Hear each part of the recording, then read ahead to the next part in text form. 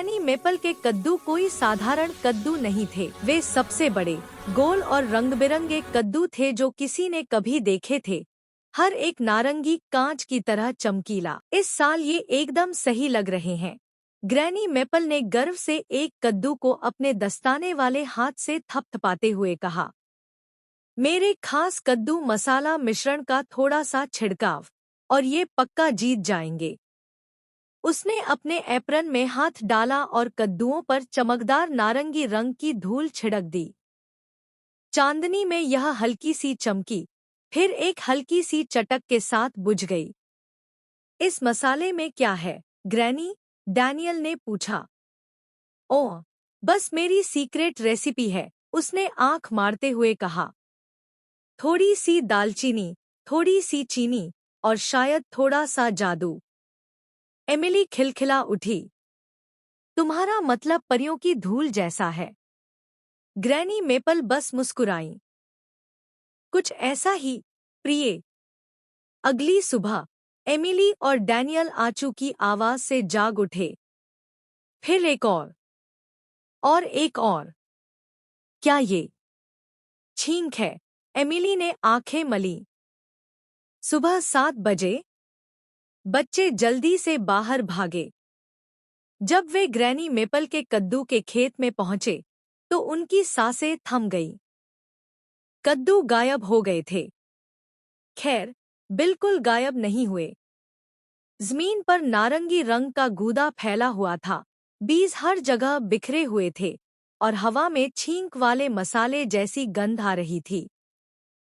खेत से एक हल्की सी आहचू की आवाज गूंजी, उसके बाद एक खिलखिलाहट।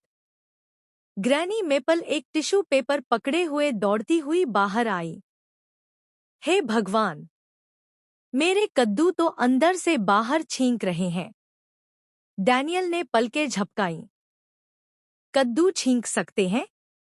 अगर तुम बहुत ज्यादा जादुई मसाला इस्तेमाल करोगे तो छींक सकते हैं, ग्रैनी करा उठीं। मैंने अपने दालचीनी के जार को फिर से अपने परी कद्दू के चूरे में मिला दिया होगा। एमिली ने अपनी जासूसी नोटबुक निकाली। चिंता मत करो, ग्रैनी, हम उन्हें ढूंढ लेंगे। डैनियल जमीन का मुआयना करते हुए नीचे झुक गया। देखो, चमकते कद्दू के बीजों का एक निशान। चमकता हुआ निशान उन्हें खेत से बाहर, खेत के पार और मेपल हॉलो लेन तक ले गया। हर कुछ कदमों पर उन्हें दूर से एक और छोटी सी अचू की गूंज सुनाई देती थी। वे मिस्टर जोन्स के बिजुका के पीछे पीछे उस निशान पर चले जिसने इतनी जोर से छींका कि उसकी टोपी उड़ गई। फिर बेकरी के पास से गुजरे, जहां दरवाजे के नीचे कुछ संतरे के बीज लुढ़क गए थे। मिसेस प्लम ने झांका। तुम बच्चे फिर से कद्दू के पीछे भाग रहे हो? उसने पूछा। एमिली मुस्कुराई। इस बार वे छींक गए। मिसेस प्लम ने पलकें झपकाईं। अच्छा, यह तो नई बात है। चमकता हुआ निशान शहर के चौराहे पर खत्म हुआ। और क्या ही नजारा था।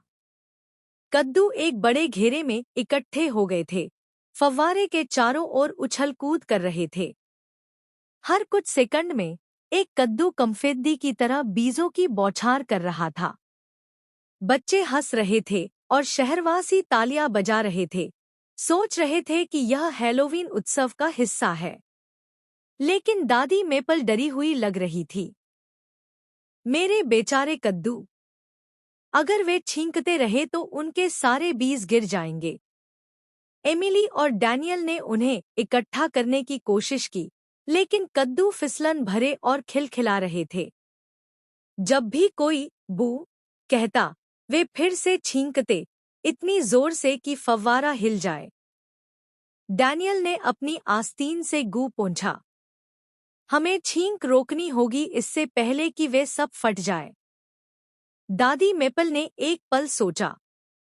जादुई कद्दू की छींक का सिर्फ एक ही इलाज है, कद्दू सूप का पोषण।